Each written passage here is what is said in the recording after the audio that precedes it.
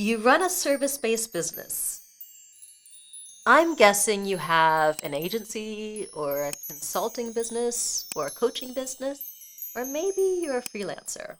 While I'm not a fortune teller, clearly, I just sensed that you're here for a reason. You typically work with clients one-on-one or mainly handle custom projects. This means you're coming up against a bandwidth problem that's preventing you from growing and scaling. Am I right? That's why in this video, I'm walking you through 10 strategies you can use right now to scale your service-based business. In case you're tuning into my channel for the first time, hi there. I'm Risa Murgatroyd, and I've coached and supported tens of thousands of people, from side hustlers to seven-figure empires, on how to grow your online business, and I want to help you too. That's why I'm diving into the 10 things you can do right now to expand your bandwidth and start scaling your service-based business. I'll also share something at the end that'll pretty much guarantee your success. But first, go ahead and smash that subscribe button, because I've got a lot more videos like this one coming up. All right, let's get to it. A look into my crystal ball says that the first strategy to scaling your service-based business is to define and sell an outcome. When I say define and sell an outcome, I mean delivering a specific service that directly contributes to your client's success, rather than focusing your offer around a bunch of tasks or services that don't actually help your clients reach their ultimate goal. In other words, the focus is on delivering real results for your clients. Woohoo! So no more stretching your bandwidth beyond its limits with custom proposals and projects. No more giving clients this huge menu of services and letting them self-select what they want to do. No more scope creep. Scope creep happens when the original boundaries of a project expand over time without proper adjustments to time, resources, or budget. This can happen when you want to keep the client happy, so you don't push back, or unclear initial project requirements were set, or simple miscommunication. Scope creep often leads to additional work that wasn't planned for, which can cause stress, delay project timelines, and reduce your profitability. To avoid scope creep, sell your clients into a specific service that you're going to deliver that will solve their specific problem, instead of just offering more and more options that will both overwhelm them and not help them get where they want to ultimately go. For instance, here at Live Your Message, we have a subscription membership business growth program called Success School, where we help people get over the stuck points of starting and building their own business. Each month, we give them one specific focus area. They don't get a menu to choose from, just the one thing they need to do that month to move their business forward step by step. They also get the training, support, community, and coaching to take those steps. We don't let them add specific requests or one-on-one calls or anything like that. We set clear boundaries. We let them know, here's your training, your coaching, your support, your community. Follow it and magic will happen. Don't sell yourself short. Don't think you need to cater to your clients' every whim. You know what you're doing. Sell clients on the outcome and set boundaries. All right, a look into my crystal ball reveals that strategy number 2 is to streamline your client onboarding process. If you've been offering services for a while, you might have found the client onboarding process especially frustrating. You've got their money, a signed contract, and you're ready to hop on that first call. Yes, but wait a minute. You hop on, and that first call doesn't really go anywhere. You end up needing a second call and a third, and before you know it, it's gotten completely out of hand. And you haven't even really gotten started. You feel frustrated and find that you're spending way too much time with this one client, which means you can't focus on attracting and servicing new clients so you can scale. That's why you want to design an experience that your clients can go through before that first call, so they're ready to go.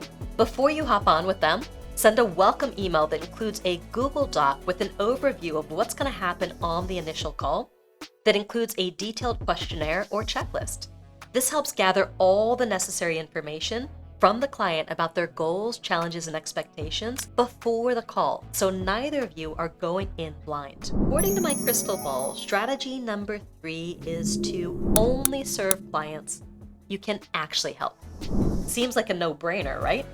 But so many businesses offer a wide variety of services to try to attract the most people possible, and they end up saying yes to everyone. And I get the instinct to say yes to everyone. After all, you need clients to scale. So you say yes to the next project and the next and the next and the next. And before you know it, it's completely out of control. You're now offering way too many services, and many of them aren't even in your wheelhouse, which means you're not serving your clients in the best way possible because you're not playing to your strengths and you're stretched too thin. Saying yes to everything will prevent you from building a business that creates the freedom you desire for yourself and your family. That's why it's time to start saying no more often than you say yes. Now, I get it. Saying no can be hard, but saying no is actually one of the biggest keys to long-term success. Because when you say no to clients or projects that don't serve you, that don't showcase your strengths, you're actually saying no to a future that fails you, a future that doesn't serve who you're becoming. So I want to give you permission to say no. Say no to the clients who are asking for super custom projects. Say no to the clients who you know you can't fully serve. And say yes to standardized, repeatable processes. Are you ready for strategy number 4? It's starting to come through now. My crystal ball says that it's implementing feedback loops into your service. Years ago, I was at a restaurant in Carlsbad when a waitress approached me and asked, "Tell me what you want, what you really, really want." And instantly, I wished every waiter would ask me that, because those magic words opened up whole worlds inside of me. The challenge with most service providers is that they assume they know what you want from moment to moment. And because of that, they don't bother checking in. But here's the problem with that.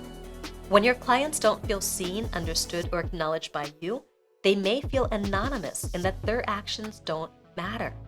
If they feel like no one is paying attention, your clients may lack the accountability they need to follow through and succeed. That's why you need feedback loops. Feedback loops are all about designing your service to react and respond to your clients' needs through smart automation. You're essentially learning and deciding what you need to change or add next based on that feedback. These feedback loops also create what's known as perceived customization. As your clients interact with your service, they're giving you data you can then reincorporate into your communications to make them more tailored and relevant to each individual. People feel supported when they receive personalized emails, text messages, voicemails, and other notifications based on their actions or even lack of action. A lot of people just deliver their service. They never try to optimize it or make it better in any way, shape, or form. So if you want to stand out from literally all of your competitors, you want to create opportunities for your client to share how it's going and address any concerns head on. Is there something missing in your service? Or is there something that could be removed? The only way you can actually deliver a service that continues to get better each and every time you deliver it is to get that constant feedback coming in so you can iterate and iterate your way to awesome. Okay, a peek inside says that strategy number 5 is to simplify. Right now, the thought of simplifying your business might feel a bit scary because you might work with several different types of clients on several different kinds of projects. Here's the thing, the more different types of clients and projects you have, the more variables there are in your delivery. And the more variables, the harder it is to create a system that makes your client delivery repeatable. So in order to start to scale, you need to simplify your business. Start by really narrowing down what type of client you serve and the outcome they're gonna get. And serve that client in the best way you possibly can. Do this for at least a year, and you're gonna get really good at it. Then, as you've served more and more clients and have gotten a reputation for serving them super well, and you're bringing in consistent revenue, you can start to expand. So focus on narrowing down who you serve and what you offer so you can serve them in the best way possible and start to bring in the consistent revenue you need to scale. A look inside my crystal ball reveals that strategy number 6 is to add reoccurring revenue through your back-end offers. You have the front-end offer that you sell clients into, but if you want predictability and stability so you can grow and scale, you need to keep clients in your world for the long haul. Your existing customers are 12 times more likely to buy from you than someone who hasn't bought from you before. Yep, 12 times. This means that once you get a client, you want to keep them for life. The most successful business owners understand this, and make up to 80% of their revenue from back-end sales. Back-end sales are the second, third, or fourth thing someone buys from you. They're what happens next after someone completes their initial engagement with you. When creating a back-end offer, ask yourself, after the initial service, what's the next challenge they face? Your back-end offer should address this. Each offer should feel like a natural next step that helps them reach their ultimate goal, thereby creating a staircase of services that has them investing more money with you more often over a longer period of time. Ready for strategy number 7? It's time to fire yourself. Yep, fire yourself from sales. Fire yourself from admin duties. Fire yourself from any day-to-day low-value tasks that are taking you away from the high-value strategies you should be focusing on to scale. As you start scaling and building out your team, consider how every person or role in your business can become redundant. This means that not just one person knows how to do sales, write copy, schedule emails, or answer client support questions. Multiple people know how to do these things. Creating redundancies gives you the opportunity to have more scalability and bring in new people. And if someone takes their vacation, then the whole business doesn't come crumbling down and falling apart on top of you, right? Start thinking about how you can fire yourself by having other people do the same things that you do so you can step away and do the deep, big picture strategy work. And hey, when you do this, you can even take that long-awaited vacation to Europe or Asia or the Caribbean or wherever you've been dreaming of going. Every summer, my husband Murray and I are able to travel because I fired myself from the low-value tasks I was once doing every day. Now, strategy number 8 is to design a sales experience. We're in the business of serving people, right? So very few of us like to sell, but it's essentially what we do every day. We sell all of the different things that we do both personally and in our business. So we have to get comfortable with selling. But that doesn't mean selling needs to be this hard or sleazy thing. So if you create a sales experience that really prepares and filters leads leading up to a sales call, so they know what you do and how you work and all the things that they need to know to make a decision, the sales conversation becomes more of an enrollment conversation. It's really just a call to make sure it's a good fit. Even better, when you design a sales experience, you don't have to be a rock star salesperson because you've prepared your prospect for the call. This will make your life a whole lot easier, as well as the lives of any salespeople you bring in. A look inside says that strategy number 9 is to focus on your client's problem, not your solution. So many people are so in love with their solution that they neglect the problem their prospective client has. The challenge is that if you are so in love with how you do things, but not in love with the problem your client has, the second your tactic or way of doing it is outdated or needs to be done in a different way, you're gonna have a problem. Over the years, I've seen a lot of people and platforms and businesses come and go. People and platforms and businesses that didn't evolve and change fast enough. People and platforms who didn't realize your business is always changing because you're always changing. The market is always changing. Customer expectations and preferences are always changing.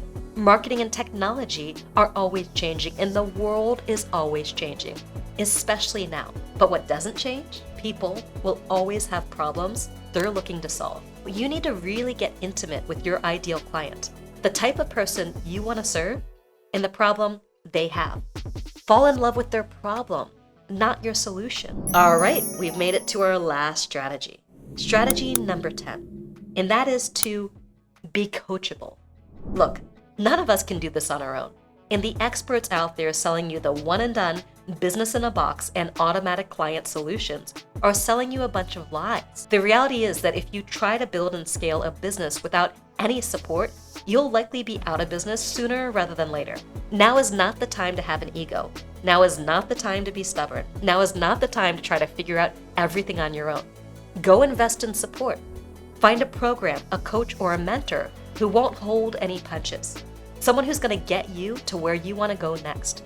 Be open to their advice and their critiques and even the harsh truths that it's time to rethink your audience or refine your offer or even scrap it all together when it's not working, no matter how much that might bruise your ego. One of my first online business coaches told me, Marisa, you are making things way too complicated for yourself. And rather than focusing on rolling out course after course, program after program, product after product, Focus on developing a blockbuster hit product because the energy of a blockbuster hit is exponential. And you're just creating all these little programs that are barely making a dent in the universe and making your life so much harder because it's not about having a program. You also have to market and sell and deliver that program. And you've got way too much going on here. And it was hard to hear because I'd spent years developing all of those courses and programs and products. But I listened and I took 80% of what I was selling and I put it on the shelf. And I focused on the one or two things that were exponentially outperforming everything else.